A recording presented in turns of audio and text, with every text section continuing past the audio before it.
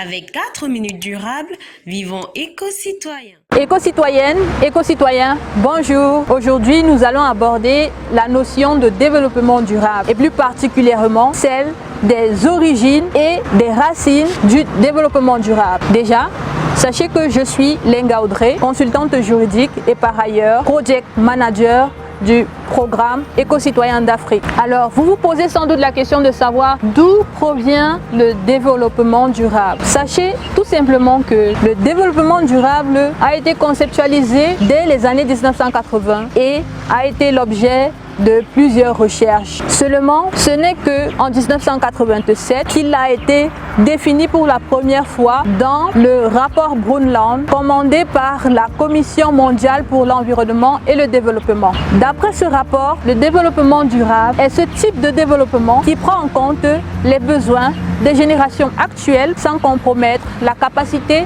des générations futures à répondre aux leurs. Lors de la transcription de ce rapport en anglais, de l'anglais au français, une polémique est née du fait que certains penseurs définissaient Sustainable Development par développement soutenable et d'autres parlaient de développement durable. La notion ou l'expression de développement soutenable a été mise de côté car moins globalisante et la notion de développement durable est aujourd'hui admise à l'unanimité pour parler de cette notion. Alors, le développement durable, d'où est-ce qu'il vient?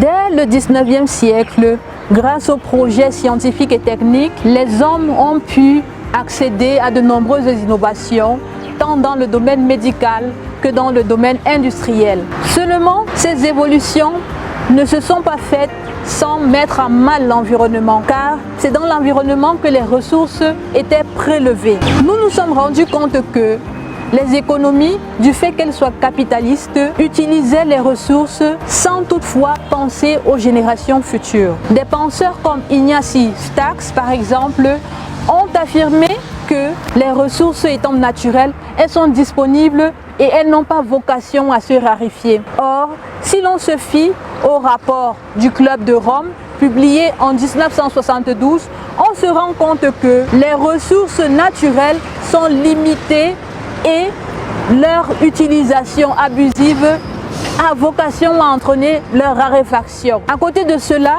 il faut partir également du fait que entre 1973 et 1979, il y a eu 2 chocs pétroliers.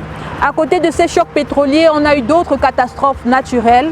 Nous avons eu par exemple les marées noires dues à l'Exxon Valdez et au Torrey Canyon. Nous avons eu la catastrophe nucléaire de Tchernobyl, avec également des marées noires, des marées hautes et la réduction de la biodiversité. Toutes choses qui ont poussé les chercheurs à penser que les ressources étaient finalement en voie de raréfaction. Et il a fallu que nous repensions notre façon de faire, que nous pensions à trouver des solutions qui visent à réduire l'empreinte de l'homme sur l'environnement.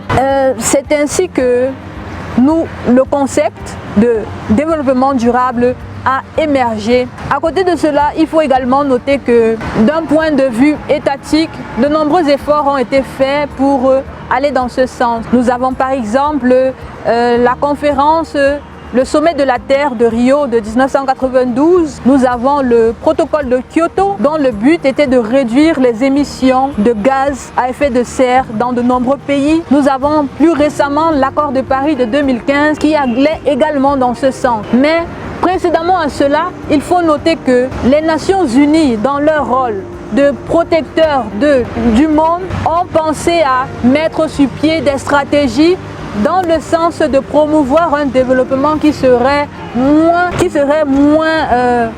exercerait une pression moindre sur l'environnement. On peut notamment relever les objectifs mondiaux pour le développement qui étaient une stratégie mise en place de 2000 à 2015 et dont le but était de réduire la pauvreté en plus de promouvoir la paix dans le monde. Ces objectifs malheureusement n'ont pas été atteints et face à cette inaptitude à atteindre ces objectifs, les Nations Unies ont mis en place les objectifs pour le développement durable. Les objectifs pour le développement durable sont ce qu'on pourrait appeler une innovation dans la mesure où mis en place en 2015 par les Nations Unies, ils sont venus apporter une réponse plus efficace aux questions liées à l'environnement. Déjà, il faudrait savoir que le développement durable, il s'assoit sur 3 piliers, un écologique, l'autre social et le dernier économique. Donc, il faudrait concilier ces 3 piliers-là pour parvenir au développement durable. Or, grâce aux objectifs du développement durable, les États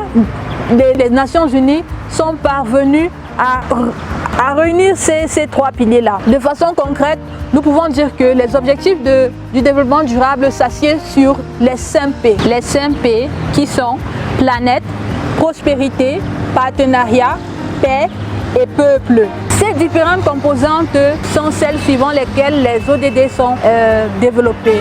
Nous notons également que les ODD sont 17 objectifs qui ont 169 cibles.